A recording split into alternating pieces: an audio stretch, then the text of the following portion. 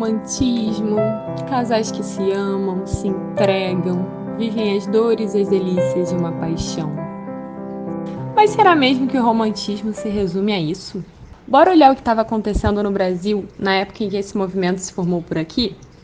Até o início do século XIX, nosso país era uma colônia explorada por Portugal. Mas o jogo começou a virar quando a França resolveu invadir Portugal. Vocês podem pesquisar mais sobre essa treta, mas resumindo, ou Portugal ficava do lado da França e não comercializava com a Inglaterra, ou mantinha o comércio valioso e se comprometia com a nação dos queijos. Então, sabem qual foi a saída encontrada pela coroa? Fugir para o Brasil. Veio geral considerado importante. Corte e elite portuguesa se mandaram para cá. Essa travessia marcou uma mudança na história do nosso país. Quando a família real veio para cá, primeiro deu uma passadinha em Salvador, né? Afinal, todo mundo quer conhecer a Bahia. E Dom João chegou com a família real aqui no Rio de Janeiro mesmo, dia 8 de março de 1808. Desde então, começou a fazer uma série de medidas para facilitar tanto a sua administração quanto a vida de quem chegava por aqui. Ué, mas que medidas foram essas? Algumas delas foram a criação do Banco do Brasil, a abertura dos portos às nações amigas, a criação das primeiras faculdades de medicina e outras duas medidas que foram fundamentais para a circulação de informação aqui no Rio de Janeiro. A primeira foi a criação da imprensa régia, já em 1808, para publicar documentos e livros oficiais. Todo mundo sabe que imprensa tem a ver com jornalismo. Só que esse nome tem tudo a ver com as máquinas que eram utilizadas para fazer a impressão. O nome dessas máquinas eram prensas, que já foram trazidas durante a fuga pelos portugueses. A outra criação super importante foi a Biblioteca Real, que a gente conhece como Biblioteca Nacional em 1810. A gente, hoje em dia, tem um dos maiores acervos considerados pela Unesco, um acervo de 9 milhões de itens dentro dessa biblioteca. Mas o que isso tudo tem a ver com o movimento romântico? Calma, jovem, a gente vai chegar lá.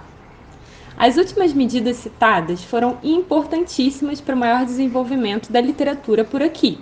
Aliás, vocês sabiam que os brasileiros, até aquele período, eram proibidos de imprimir livros e de publicar jornais para evitar a propagação de ideias revolucionárias contra a metrópole? Algumas coisas eram produzidas em tipografias clandestinas, mas com a criação da imprensa régia, estava liberado oficialmente preparar materiais aqui no país. Assim, pouco a pouco, mais escritores foram aparecendo em solo nacional.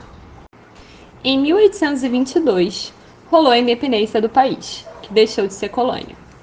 Um dos temas que mais habitava a cabeça dos escritores da época, então, tinha a ver com a formação de uma identidade nacional. Afinal de contas, quem nós somos? As ideias que estavam em alta pela Europa também chegavam e influenciavam o pessoal. O afastamento do racionalismo, por exemplo, a preferência pelo sentimentalismo, a busca por entender as sensações individuais e mais subjetivas, a religiosidade, em especial o cristianismo, o idealismo, dentre muitas outras coisas. Então vamos voltar para o início. O túnel do tempo. O romantismo tem a ver com amor, paixão, beijos, dor de cotovelo, sofrimento? Tem, mas outras pautas também eram importantes nesse movimento, tanto lá fora quanto aqui no Brasil.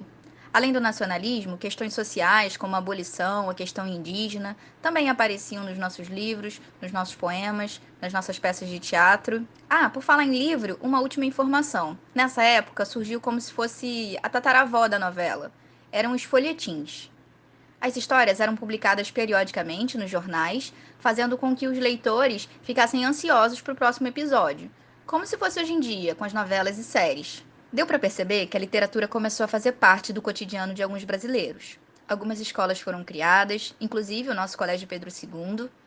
Segundo tudo ou nada, tudo, então como é que é? Tabuada! Menos 12 ficam 9, menos 8 fica 1. Zum, zum, zum, pararatibu! O que fez com que houvesse mais leitores consumindo obras literárias. Mas calma lá, é importante falar que mesmo no Rio de Janeiro, que era uma grande capital cultural, a maior parte da população não tinha acesso à educação. A população negra, escravizada e a população indígena ainda não era uma população leitora.